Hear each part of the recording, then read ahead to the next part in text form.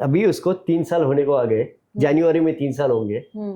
उसको मैं हर महीना 5 लाख रुपया सैलरी देता हूँ क्लाइंट को।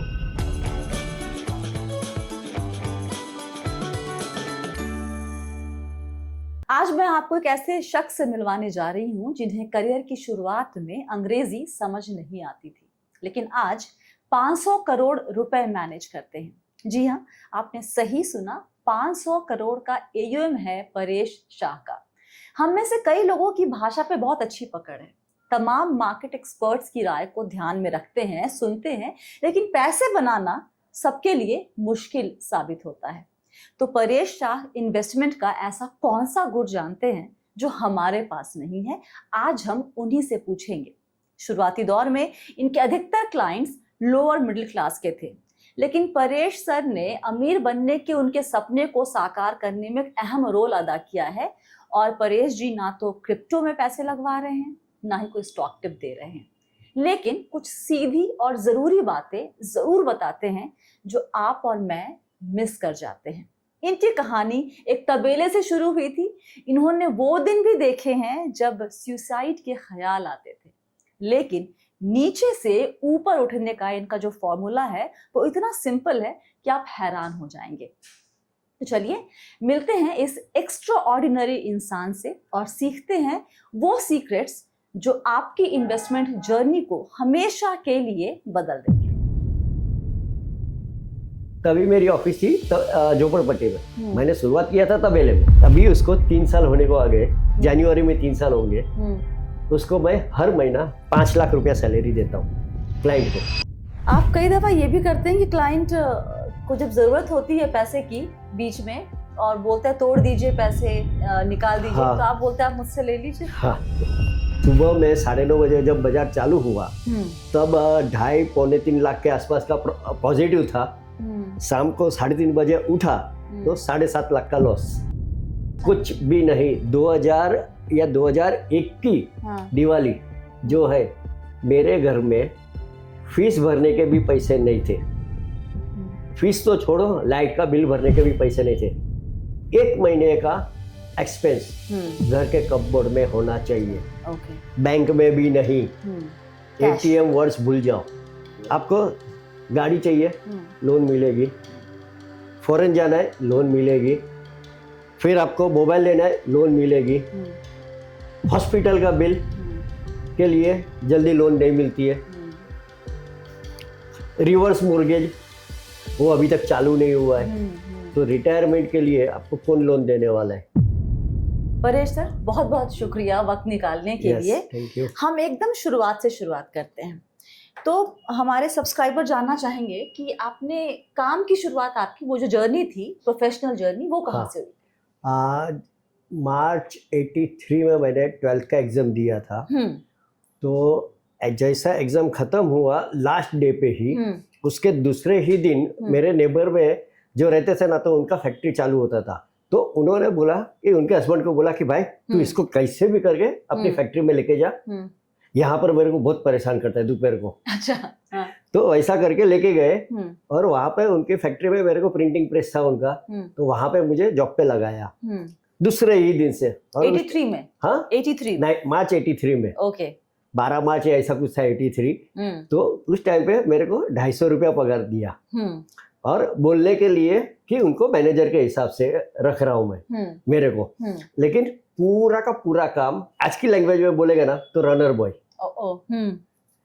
इस तरह से उन्होंने चालू किया। फिर कितने साल काम किया वहां पर? फिर वहां से 83 से लेके दिसंबर 91 तक। लंबा वक्त दिया काफी। हाँ, उस टाइम पे सब लोग एक ही सोचते थे कि जो कंपनी में शुरुआत किया उसी कंपनी में से रिटायर होना है। आज के तो जैसा नहीं है वहां पे। मतलब आज की तारीख में तो सीधा 1 साल 2 साल 3 साल हो गया, चलो भाई जॉब बदली, वैसा। और 83 में आपकी पगार आपने क्या बताई कितनी थी? 250 रुपया। और जब 91 में 91 में छोड़ा तभी 1350 रुपया। इसके बाद 91 के बाद क्या हुआ? 91 के बाद मैंने अपना खुद का प्रिंटिंग का चालू किया, कैनवासिंग बोलते हैं, फ्रीलांसिंग। आज की लैंग्वेज फ्रीलांसिंग बोलते हैं। तो सब अलग अलग प्रेस में जाके काम करवाने का वो इस हिसाब से। तो 4-5 कंपनी का काम करता था, तो उसमें कमाई अच्छी खासी हो जाती थी। अच्छा। लेकिन उसमें 2 कंपनी जो थी, हाँ, वो मेरा पैसा हरदम डुबाती थी। अच्छा। ओके। हाँ, तो उनके साथ काम क्यों करते थे आप? ब्रांड थी वो, ओके। एक गवर्नमेंट की ब्रांड थी और एक प्राइवेट ब्रांड थी। ऑलराइट। तो उस टाइम पे आप अपना कमा रहे थे, आपने कहा अच्छा कमा रहे थे, अच्छा खासा कमा रहा था, लेकिन कुछ साइड में और भी चल रहा था, कुछ दिक्कतें हाँ, भी शुरू हो गई थी उस टाइम पे? अगर आदमी के पास थोड़ा सा पैसा एक्स्ट्रा आ जाता है, हाँ, तो साथ में उसके दो चीज चालू हो जाती है। एक तो उसकी लाइफस्टाइल बदल जाती है और दूसरा उसके फालतू के खर्चे चालू हो जाते हैं। आपके भी हो गए थे? हाँ, फालतू के खर्चे में सब तरह के खर्चे चालू हो जाते। तो उस खर्चे में और ज्यादा कमाने की लालच में आदमी गलत एरिया में चला जाता है, और वो उसका नाम है स्टॉक मार्केट। ओके। एज क्या थी आपकी सर? उस टाइम पे 28-29 के आसपास होगी। 28-29 आपकी उम्र थी, और परिवार में उस वक्त कौन कौन थे? मम्मी, हाँ, बड़ा भाई, सिस्टर और वाइफ। ओके। तो जब ये लाइफस्टाइल एक्सपेंसेस जो कहते हैं आपने बढ़ा लिए और खर्चे बढ़ गए, हाँ, और आप फिर स्टॉक मार्केट में आ गए, स्टॉक मार्केट टाइम में का थोड़ा सा डिटेल में बताइए। हाँ, कि तो उस टाइम पे 91 से 98 का पीरियड में 92 में डॉटर बोर्न हो गई, तो थोड़ा और कमाने की लालच आई, तो स्टॉक मार्केट में मैं गया हूँ और उधर थोड़ा सा ट्रेडिंग करना चालू किया, और साथ में F&O भी करता था। ब्रोकर लोग बोलते हैं कि F&O भी करो तो उसमें आप ज्यादा कमाओगे, वैसा करके। तो ये साइड कमाता था, ये साइड गंवाता था। और 98 में मेरा एक्सीडेंट हुआ था, 96 या 97 में। उस टाइम पे गवर्नमेंट के एक पॉलिटिशियन को अपना इधर साकीनाका एरिया में सुसाइड गोली मार के उड़ा दिया। तो उस टाइम पे जो बाजार गिरा उसमें मेरा मैक्सिमम लॉस हो गया। कुछ आइडिया देंगे कितना नुकसान किया था? उस टाइम पे सुबह में 9:30 बजे जब बाजार चालू हुआ तब 2.5-3 लाख के आसपास का पॉजिटिव था। शाम को 3:30 बजे उठा तो 7.5 लाख का लॉस। और वो लॉस तुरंत ही उसने बोला कब देगा भाई, दूंगा आहिस्ता आहिस्ता करके। किसने मांगा? आपने किसी से? ब्रोकर ने मांगा। हाँ। कभी देगा कभी देगा। वो घर पे आने लगा बाद में। वो पार्ला में था ब्रोकर और मैं बोरीवली में रहता था तभी। फिर क्या हुआ? और उस बीच में 98 में मेरा major train accident. Ganesh Chaturthi के दिन था एक्सीडेंट। हम लोग सिस्टर के घर पे जा रहे थे, तो दादर स्टेशन पे पिक पॉकेटर ने मेरे को धक्का मारा, और प्लेटफॉर्म और ट्रैक के बीच का जो गैप है ना, उसमें पूरा का पूरा घिसट गया। और जिस दिन होश आया उस दिन अनंत चौदस था। बाप रे। तो पूरा 10 दिन तक आप अनकॉन्शियस था मैं हॉस्पिटल में सायर हॉस्पिटल। और वो 10 दिन तक वाइफ वहां से जरा सा भी नहीं हिली थी। तो आप उसी टाइम पे आपको नुकसान भी हुआ, एक्सीडेंट भी हुआ, सब कुछ। तो काम भी बंद, उसके सब बाद कुछ बंद। और साथ में वाइफ भी जॉब करती थी, तो उसका बॉस भी ऑफिस छोड़ के भाग गया था। ओहो। यूएस भाग गया था। ओपन ऑफिस, डायमंड की ओपन ऑफिस छोड़ के, फैक्ट्री शिप्स में था उनका ऑफिस, वो लोग छोड़ के भाग गए थे। तो वहां से भी कमाई बंद। अब वहां से भी सैलरी गया। बहुत ही मुश्किल दौर रहा होगा उस टाइम पे। और कोई सेविंग वगैरह कुछ नहीं थी उस टाइम? कुछ भी नहीं। 2000 या 2001 की दिवाली जो है, मेरे घर में फीस भरने के भी पैसे नहीं थे। फीस तो छोड़ो, लाइट का बिल भरने के भी पैसे नहीं थे। 2-4 हजार आदमी के पास रहता है ना, वो भी नहीं, कोई भी बैंक अकाउंट। और घर में लेकिन भाई और पापा मम्मी थे? उस टाइम पे तो मैं अकेला था। मैं और हम लोग तीनों जन बोरीवली में रहने को आ गए थे। अच्छा, लेकिन फाइनेंशियल सपोर्ट उधर से कुछ मिला? भाई का भी हालत बराबर नहीं था उस टाइम पे, मम्मी भी नहीं। तो फिर क्या किया? हमने जब पहले बात की थी तो आपने बताया इतना बुरा टाइम था, तो दिमाग में बहुत अतरंगी ख्याल भी आते हैं। तो उस टाइम पे जो पैसा मांगने वाला जो था, वो तो सीधा रोज सवेरे आ जाता था। तो मैंने मेरा LIC का पॉलिसी निकाल के रखा था थोड़ा बहुत। तो उसको बोला कि भाई एक काम करते तेरा पैसे के लिए, मैं तेरे को मेरी पॉलिसी में नॉमिनी का नाम तेरा कर देता हूँ और मैं सुसाइड करता हूँ। और पूरी की पूरी तैयारी कर ली थी मैंने। फिर उतने में और उसके बाद वो बोलता है कि रुक जाओ, मैं तेरे को बताता हूँ 1-2 दिन में।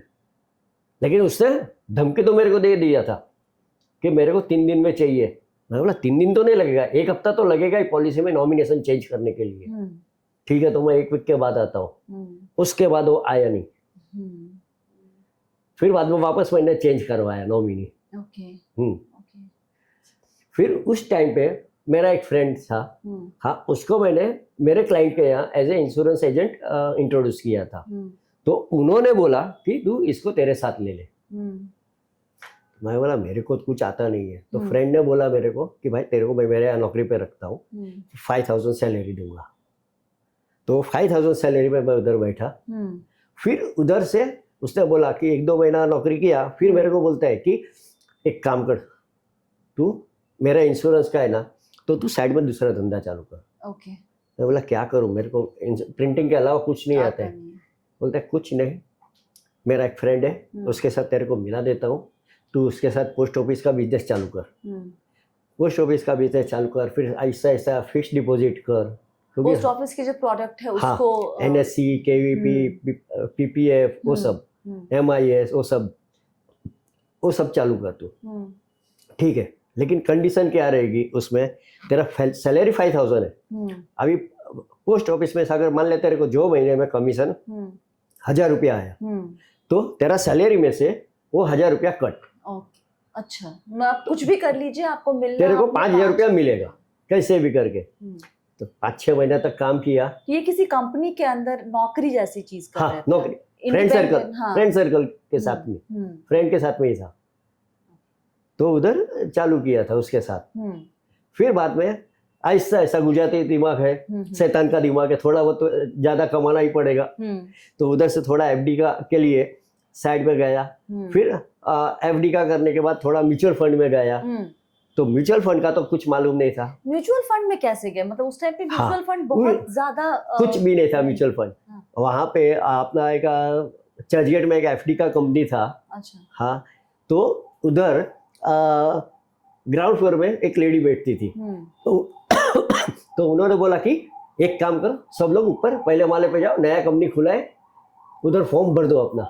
हम लोग पूछ रहे थे कि काय का कंपनी, मालूम नहीं है, नया कंपनी खुल रहे। तो सब लोग सोचते थे कि FD के जैसा ही कंपनी है। तो ऐसा कंपनी में चले गए हम लोग। तो उधर फॉर्म भर दिया और सितंबर 2000 में वो कंपनी का नया स्कीम आया। तो उसमें सब लोग को बोला कि इन्वेस्टमेंट करो। तो अभी उस चीज के बारे में कुछ मालूम नहीं। तो उसके बाद एक ऑफिसर आया, वो बोलता है कि आके मैं बैठूं ऑफिस में। बैठो। किसके? वो आपके ऑफिस में? मेरी ऑफिस में। हाँ। तभी मेरी ऑफिस थी झोपड़पट्टी में। मैंने शुरुआत किया था तबेले में। ओके, तो मुझे एक बार टाइमलाइन वापस से लेकर आ रही हूँ। हाँ। आपने जब ये पूरा ब्रोकर वाला पैसा LIC नॉमिनी वाला हो गया, हाँ। फिर आपके दोस्त के साथ इंश्योरेंस के लिए गए। हाँ। उसके बाद आपने पोस्ट ऑफिस की FD वगैरह या फिर KVP वगैरह में के लिए काम किया, और उसके बाद फिर ये म्यूचुअल फंड कंपनी का। यस। लेकिन इस पोस्ट ऑफिस के काम और म्यूचुअल फंड के काम के बीच में आपने अपना काम फिर शुरू, मतलब FD का ही। अच्छा, FD का ही काम शुरू किया था मैंने।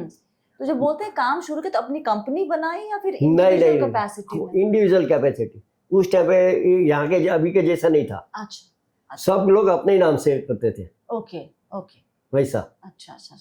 ठीक है, तो फिर आप कहाँ से काम करते थे? आप कहाँ बैठते थे आप? दौलत नगर में झोपड़पट्टी है, वहाँ पे स्मशान के सामने। ऑफिस का एड्रेस हम लोग का था सिंपल, दौलत नगर स्मशान के सामने की गली में आने का। अच्छा। हाँ। ओके, तो वहाँ पर आप अकेले कर रहे? मैं और मेरा दोस्त दोनों जन साथ में बैठते थे। उस टाइम पे कुछ 2-3 हजार रुपया भाड़ा था। अच्छा, तो वहाँ पे आपने एक छोटा सा कमरा जैसा कुछ लेके रखा था? अच्छा। तो उसमें हम लोग बैठते थे। वहाँ पर एक टेबल और 2 चेयर, बस। ओके, वैसा। तो फिर उस टाइम पे वो म्यूचुअल फंड वाला ऑफिसर आता है और बोलता है मैं बैठूं थोड़ा टाइम। बैठो, मेरे को क्या है। किस म्यूचुअल फंड से थे वो HDFC म्यूचुअल फंड वाले। ओके। तो उन्होंने पूरा सिखाया, मतलब 3-4 दिन कंटिन्यूस आया। फिर बोलते हैं कि आप क्या करते हो तो मैंने देखा, अभी आपको मैं इसका तरीका दूसरा दिखाऊं तो। बोला क्या तरीका है इसमें। बोलते हैं आप NSE बेचते हो, 6 साल में पैसा डबल होता है, ये टैक्स सेविंग के लिए लगता है। फिर KVP करते हो तो 5 साल में पैसा डबल हो जाता है, 5.5 साल में। इंदिरा विकास पत्र 5 साल में। फिर MIS करते हो, RD करते हो, तो ये सब कुछ यहाँ पर मिलता है आपको। मैं बोला तो करने का क्या है वो तो बोलो। बोलते हैं आपको खाली फॉर्म बदली करने हैं। NSE करते हो, NSE का एक पतला फॉर्म आता है, इसकी जगह पे यहाँ पे 2 पेज का फॉर्म आता है।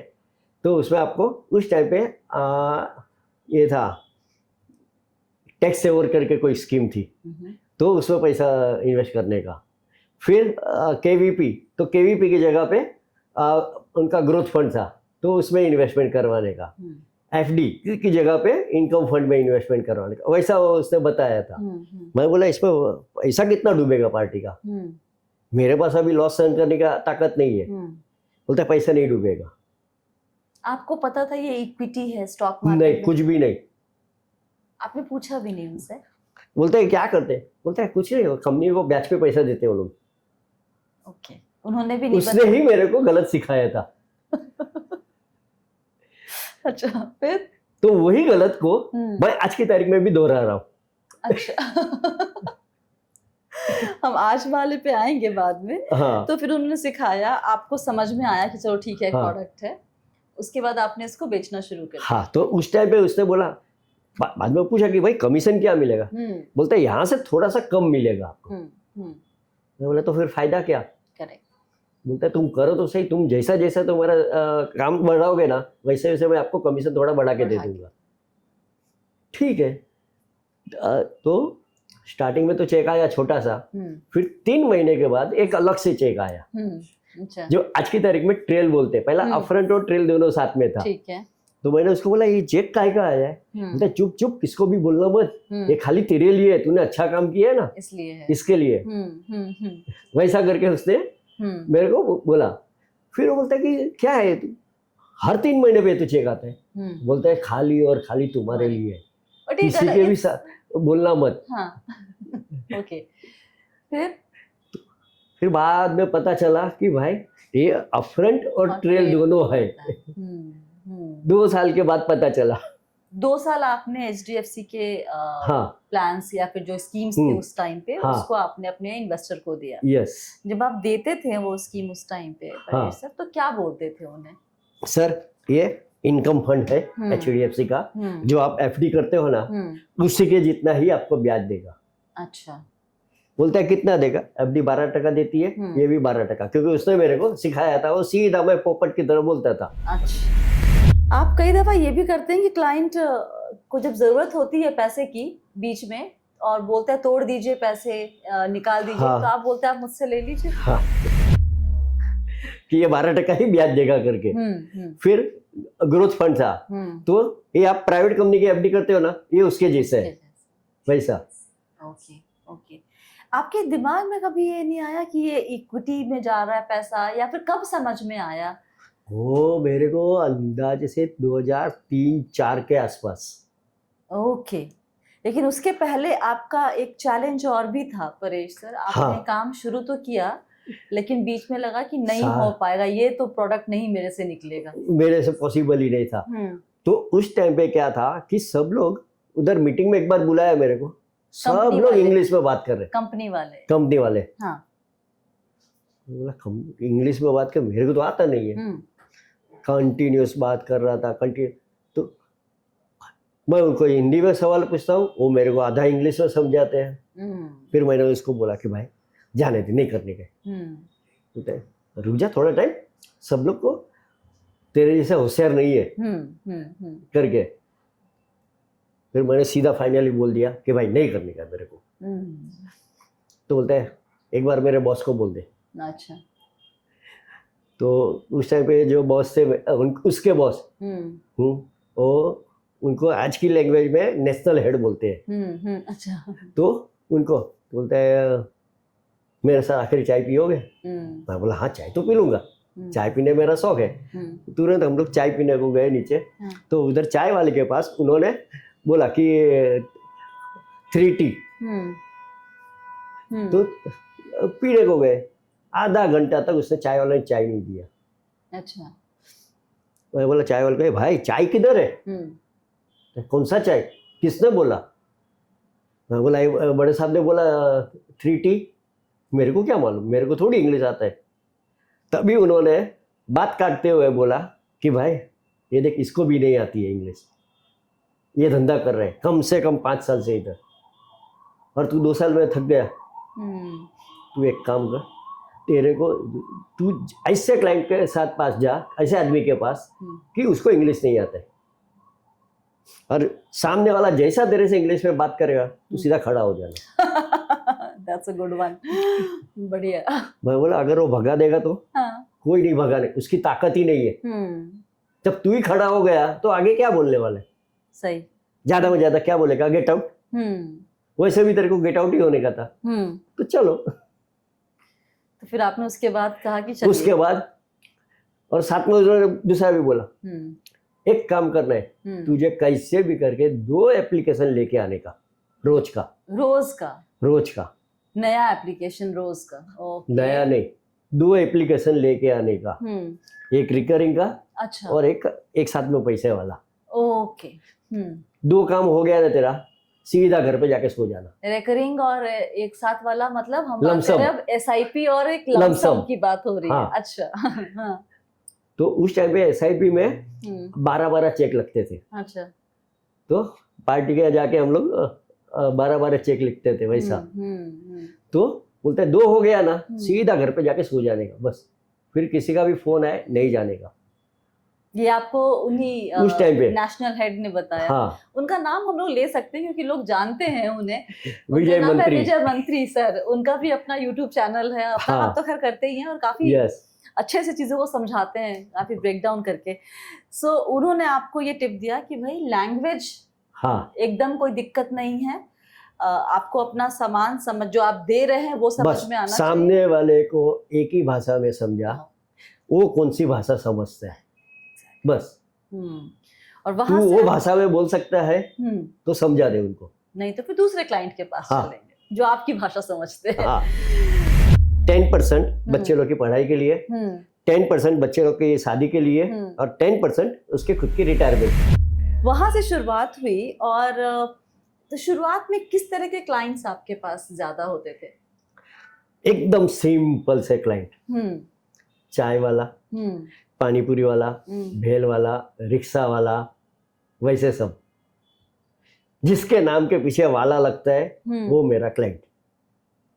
आपने जानबूझ के उनको टारगेट किया था या फिर ये अपने आप होता चला गया कि एक पर्टिकुलर लोअर मिडिल क्लास? क्योंकि ये जो आदमी है ज्यादा सवाल नहीं करने वाला है, उसको उसकी लैंग्वेज में समझा दिया। अभी एक रिक्शा वाला है, हाँ, तो रिक्शा वाला को बोला तू मेरे को रोज का 100 रुपया दे, हाँ 3 साल में तेरा यूनिफॉर्म में बदली कर दूंगा। तो उसको लगा कि ये ऐसा कैसा। रिक्शा का भाव उस टाइम पे उतना ही था कि उतने में रिक्शा आ जाती थी। अपने बॉम्बे में क्या है, रिक्शा का 2 यूनिफॉर्म है, एक वाइट यूनिफॉर्म और एक ब्राउन यूनिफॉर्म। ब्राउन यूनिफॉर्म का मतलब वो भाड़े की रिक्शा चलाता है। अच्छा, हाँ, ये मुझे नहीं मालूम।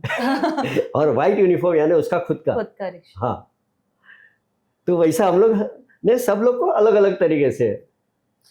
आप अपने क्लाइंट्स को हमारी जब पहले बात हुई है सर के साथ, तो ये समझ में आया कि आप क्लाइंट को परिवार की तरह ट्रीट करते हैं, क्लाइंट की तरह से नहीं। क्लाइंट को कभी भी क्लाइंट नहीं समझाया मैंने आज तक।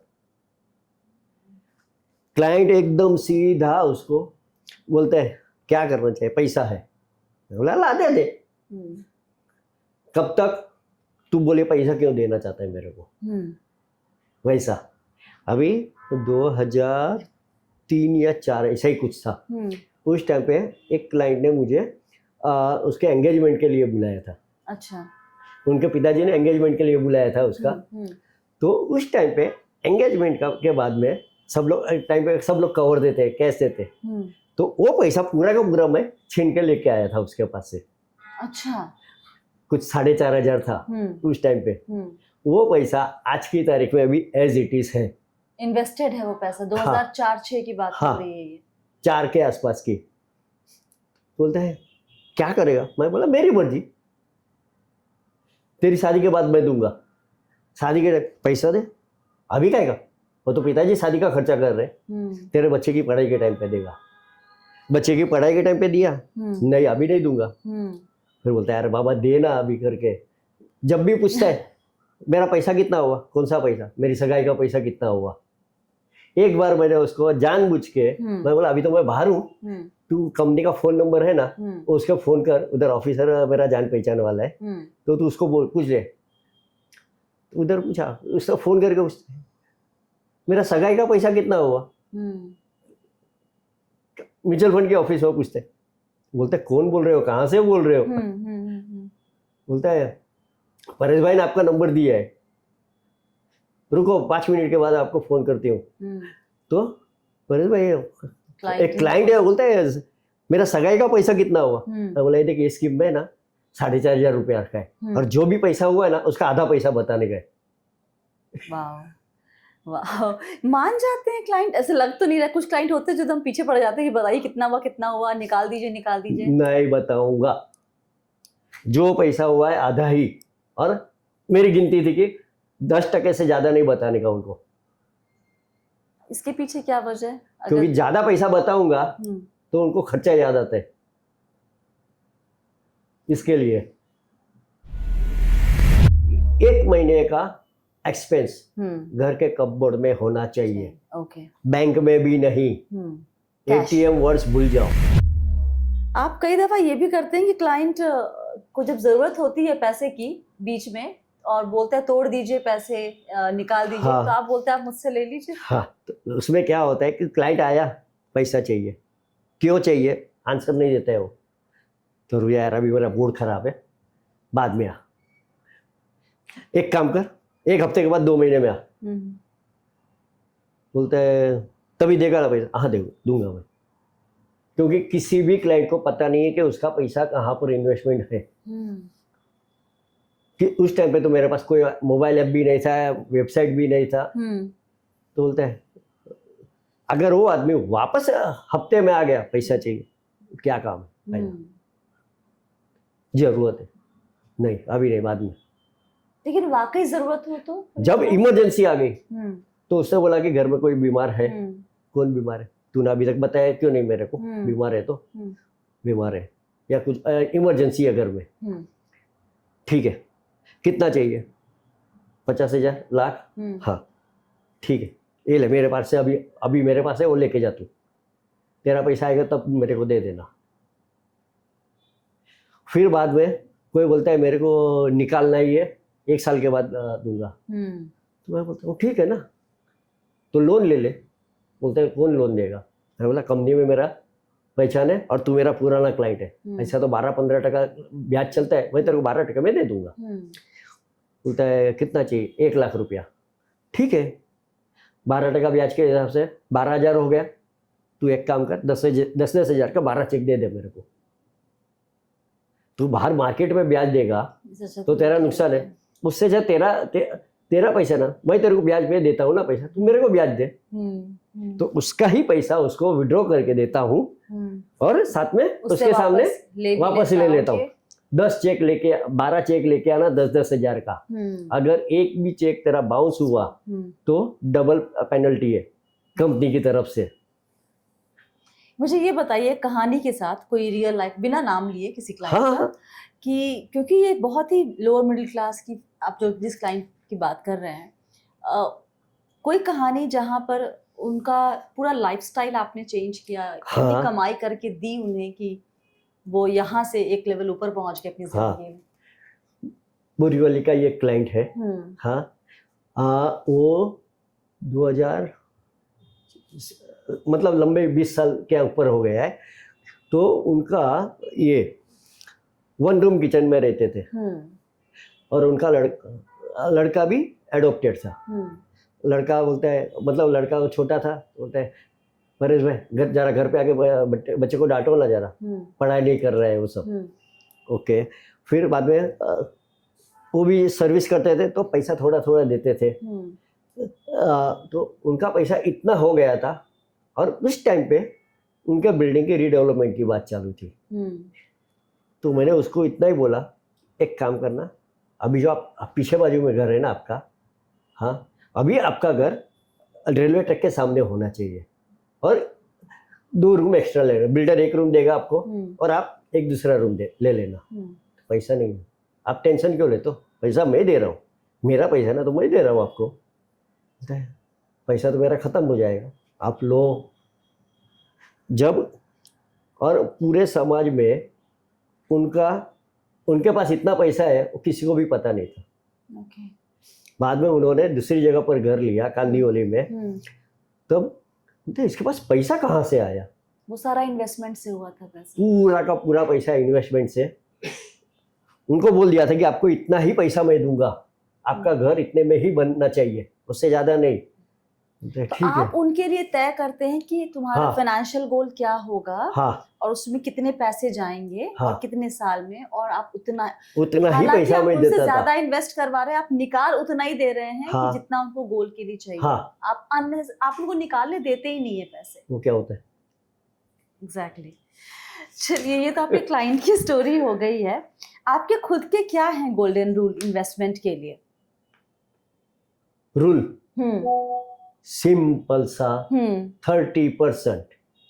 और पूरा कमाई का 30% नहीं, आपका बॉस आपको जो भी पैसा दे रहा है, उसका 30% मेरा कमीशन है। ओके। वो 30% का जो क्राइटेरिया है वो मैंने पहले से बना के रखा है कि 10% बच्चे लोग की पढ़ाई के लिए, 10% बच्चे लोग की शादी के लिए और 10% उसके खुद की रिटायरमेंट के लिए। आप जब कह रहे हैं कि मेरा कमीशन, मतलब कि आपको उतना पैसा इन्वेस्ट करना है, इन्वेस्टमेंट के लिए। ओके, वो मेरा कमीशन है। चाहे आपको बॉस सैलरी दे, इंसेंटिव दे, बोनस दे, कुछ भी दे, खाली वो जो आपको ये देता है ना रिएम्बर्समेंट वाला, वो नहीं चाहिए। बस उसमें से भी अगर मेरा मूड हुआ तो तेरे से थोड़ा बहुत मैं ले लूंगा। बोलता है क्यों? देखता है, सबको मालूम है वाउचर सब लोग थोड़ा थोड़ा गलत डालते हैं, तो वाउचर का 50% तो मेरा बनता है ना। आपको गाड़ी चाहिए, लोन मिलेगी। फॉरेन जाना है, लोन मिलेगी। फिर आपको मोबाइल लेना है, लोन मिलेगी। हॉस्पिटल का बिल के लिए जल्दी लोन नहीं मिलती है। रिवर्स मोर्गेज वो अभी तक चालू नहीं हुआ है। तो रिटायरमेंट के लिए आपको कौन लोन देने वाला है? तो ये आपका रूल है। और कहाँ इन्वेस्ट करवाते हैं उस पैसे को? पूरा का पूरा इक्विटी मार्केट में ग्रोथ ओरिएंटेड स्कीम। और कितना टाइम फ्रेम मिनिमम लेके, अगर मान लीजिए कोई क्लाइंट आता है पहली बार आया तो उसको बाय डिफॉल्ट हाइब्रिड फंड करके एक स्कीम आती है जिसमें 50%, उस टाइम पे 50% इक्विटी में था, 50% बॉन्ड मार्केट और गवर्नमेंट सिक्योरिटी में था उसमें, वैसा। ओके। फिर दूसरी बार आता है तो उसको थोड़ा कि उसके घर में क्या क्या है, कौन कौन है, हाँ उसको कभी कभी पैसे की जरूरत गिर सकती है, तो उस हिसाब से आप उनसे सब कुछ पूछ लेते हैं, सब पूरा कुछ पूरा। क्यों? सबसे पहला तो आज मेरे को पैसा दे रहा है, क्यों दे रहा है? ये पैसे को तू क्या करने वाला था? बैंक में एफडी करने वाला था, आरडी करने वाला था, क्या करने वाला था? उसके हिसाब से। लेकिन अभी जो आपकी क्लाइंट लिस्ट है परेश सर, वो अब बड़ी हो गई है, राइट? मतलब उसका ग्रुप भी थोड़ा चेंज हो गया है। वो अब सिर्फ वाले क्लाइंट नहीं, अभी काफी एजुकेटेड लोग भी होंगे उसमें, जो अच्छी सैलरी कमाते हैं लेकिन फिर भी इन्वेस्ट नहीं कर पाते हैं बहुत सारे लोग। उनके लिए ऐसे जो आपके क्लाइंट नहीं हैं, जो आपको सुन रहे हैं इस टाइम पे और इस चीज से स्ट्रगल कर रहे हैं, उनके लिए आपकी एक सलाह क्या होगी? उनको सबसे बेस्ट एक ही है कि तुम्हारी जो भी सैलरी है, हाँ, और एक तो सबसे पहला सोशल मीडिया पे सबको मत देखो। जी। आप जितने आदमी को फॉलो करोगे उतना गलती करोगे। 1 या 2 आदमी बहुत होंगे फॉलो करने के लिए। आप बड़े बड़े स्टॉक ब्रोकर को या किसी को भी पूछेंगे ना, तो सब लोग एक आदमी या 2 आदमी को ही पूछते थे। तो वैसा जितने कम आदमी को पूछोगे उतना अच्छा रहेगा। ओके, तो बहुत लोगों को फॉलो मत करो, हाँ, एक या दो को ही अपना यस, आइडेंटिफाई करो, हाँ, और उसके बाद उनको फॉलो करके उनके हिसाब से अपना हाँ, इन्वेस्टमेंट शुरू करो। उनके ऊपर ब्लाइंड फेथ रखने का, वैसा। आपके एक्सपीरियंस में इतने सालों में एक नॉर्मल गलतियां क्या करते हैं लोग इन्वेस्टमेंट में? सबसे पहला तो वो लोग बिना सोचे समझे, हाँ, जो यंगस्टर है वो सिर्फ और सिर्फ खर्चा करते हैं। 1 तारीख को सैलरी आई, ज्यादा में ज्यादा 5 या 7 तारीख को क्रेडिट कार्ड स्वाइप करना चालू हो जाएगा। पूरा खर्चा सैलरी खत्म। सैलरी किधर गई तो पूरा का पूरा क्रेडिट कार्ड में। और दूसरा कि वो लोग को पता ही नहीं चलता है कि मेरा खर्चा क्या है, मेरी इनकम क्या है। बजटिंग वर्ड्स उनके पास है ही नहीं। तो बजटिंग के लिए उनको मैं समझाता हूँ कि भाई एक काम कर, सबसे पहला तेरा पिछले 6 महीने में, हाँ, या 3 महीने में तेरा क्या क्या खर्चा हुआ वो तू खाली गिनती कर, इंक्लूडिंग तेरा स्त्री का पैसा, सब कुछ खर्चा, पार्टी का पैसा, सब कुछ तू गिनती कर ले। और उसके नीचे की लाइन में तेरा तू सैलरी का अमाउंट लिख डाल। फिर देख तेरा पैसा कितना है। अगर तेरा सैलरी में से तेरा खर्चा 100 रुपया हुआ है और तेरा सैलरी 110 रुपये, तो तेरा 10 रुपया किधर है अभी वो याद कर। तूने दोस्तों को दिए या तेरे अकाउंट में है, या तेरा खर्चा 110 है और तेरा सैलरी 100 है, तो तूने ऊपर देखा भी कि तूने खर्चा क्या किया है फालतू का, तो उस हिसाब से। ओके, आज कोई शुरू करना चाहे स्टेप बाय स्टेप, मंथ 1 में आपने कहा चलो बजटिंग पहले करना शुरू करो और देखो पैसे जा कहाँ रहे हैं तुम्हारे और कहाँ पे आप एक्सेस खर्च कर रहे हो बिना सोचे समझे। लेकिन जब एक बार वो फिगर आउट हो जाए, तो पहले साल का टारगेट क्या होना चाहिए किसी के लिए? सबसे पहले तो जो भी पैसा है आपका, हाँ, आपने जो भी पैसा जो बचता है आपका पास, उसको सबसे पहला 1 महीने का एक्सपेंस घर के कपबोर्ड में होना चाहिए। ओके, बैंक में भी नहीं।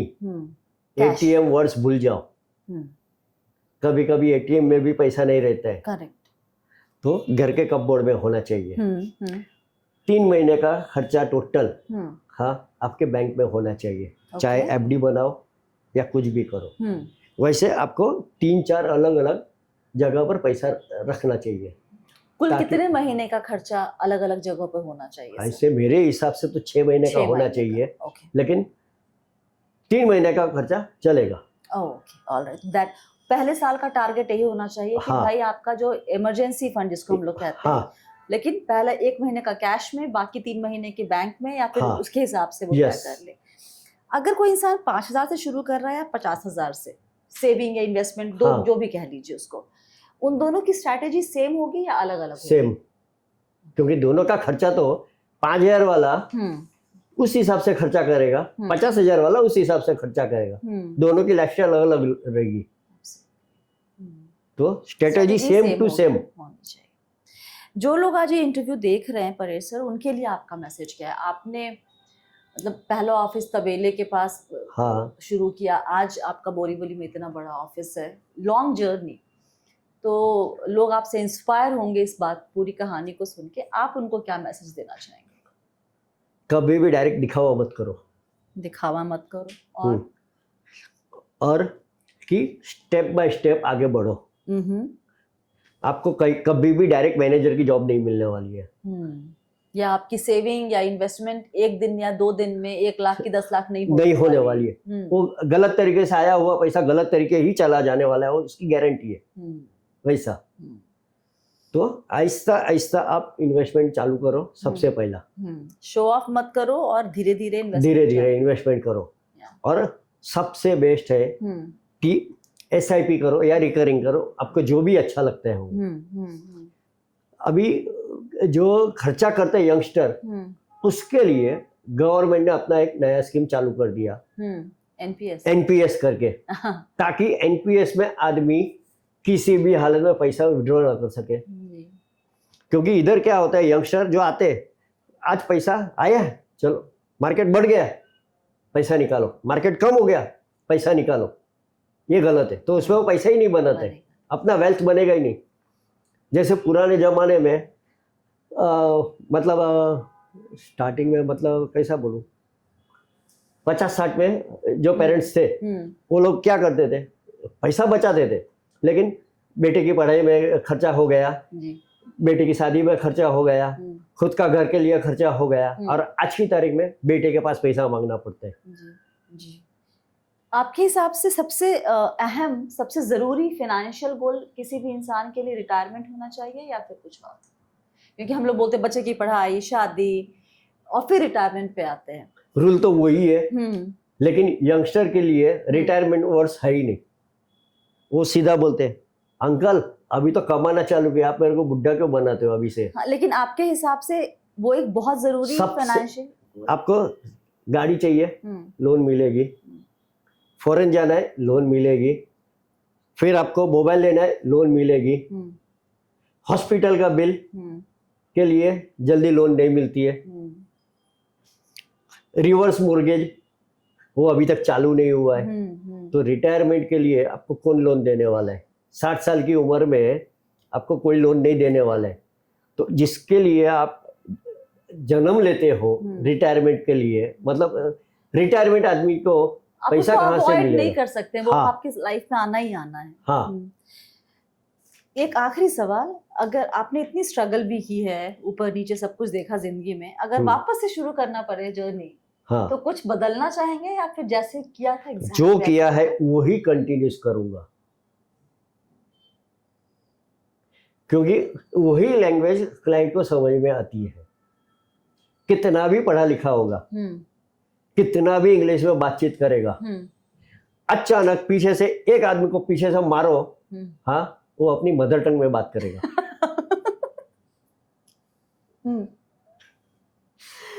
बहुत बहुत शुक्रिया परेश सर, आज हमसे बात खाली एक आपको एक बीच में एक पॉइंट बताने का रहेगा यार, सक्सेस स्टोरी का। जी। 2003-1 में मेरा जो क्लाइंट बना था उसका नया नया इंजीनियर बना था और 6,000 ही पगार था। तो वो पैसा उसको मैंने बोला, ऐसा ही अंदाजे में बोल दिया कि सैलरी का 30% दे, तेरे को जब नौकरी करने का कंटाला आएगा ना, हाँ, तो तेरा सैलरी स्लिप दिखा देना, वो मैं तेरे को लाइफ टाइम दूंगा, और उसके अंदर जो प्रोफेशनल टैक्स कटा हुआ है ना, वो भी नहीं काटूंगा मैं। अभी उसको 3 साल होने को आ गए, जनवरी में 3 साल होंगे, उसको मैं हर महीना 5 लाख रुपया सैलरी देता हूँ क्लाइंट को। That's amazing. और वो क्लाइंट हर दम आ गया मांगने वाला। अच्छा, कितने साल उनको रिटायर हुए? 3 साल हो गए, और उन्होंने इसके पहले कितने साल इन्वेस्ट किया? 2001 से किया था, और अभी 2021 या 22 से उन्होंने रिटायरमेंट के बाद पैसे 22 मिडल में उसने चालू किया था। बोलते हैं हंस, अभी तो आया तू देने के लिए। That's a big takeaway for everyone. और इस बीच में उसका लड़का नौकरी पे लगा, तो ये परेश जल्दी आ, तू मेरे गुंडे को सैलरी मिल गई है, जल्दी से लेके जा। तो बोलता है कितने का करने का? उसका लड़का पूछता है तेरे पास ऑप्शन नहीं है, 30% ही है।